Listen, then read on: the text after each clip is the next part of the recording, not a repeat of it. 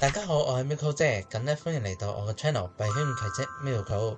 咁今日咧就同大家講迷因幣，即係 Meme Coins。咁咧呢個迷因幣咧就通常嚟自網絡嘅迷因啦，同埋啲文化現象啦，同埋啲搞笑嘅圖或者其他幽默元素嘅特徵嘅加密貨幣嚟嘅。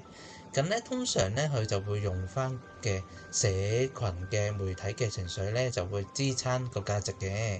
而呢啲 coins 就會咧有排名㗎啦，咁好似我哋呢啲狗狗幣咁樣，咁佢排名都比較高嘅，係啦。其次咧柴犬幣啦，同埋 Papa 幣咁樣啦，咁如此類推都會有唔同嘅呢啲幣嘅。咁我就講下狗狗幣先啦。影響狗狗幣最大咧就係一個人，就係 Elon Musk。咁咧基本上咧佢喺交易平台講任何嘢都會令到呢個狗狗幣嘅升或者跌嘅啦。佢一提及呢個幣就會大升或者大跌㗎啦，所以變咗咧都好受呢個人嘅影響啦。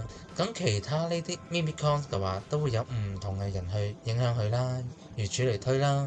咁我都分享下呢個加密幣咧俾大家啦。如果咧我呢條片出咗之後咧就1個月內，咁如果咧你憑以下連結咧就係註冊同埋做翻個 KYC Level 2，咁咧就可以攞呢個 Papa 幣㗎啦。咁咧係1個月內就可以攞到㗎啦。另外就俾咗你之後咧，就冇任何嘅使用嘅規矩。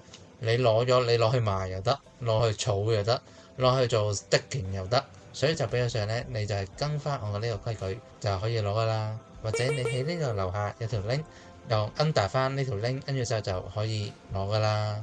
好，咁呢條片咧就分享咁多先啦。如果大家中意呢條片咧，麻煩 like、subscribe 同 comment 啦。拜拜。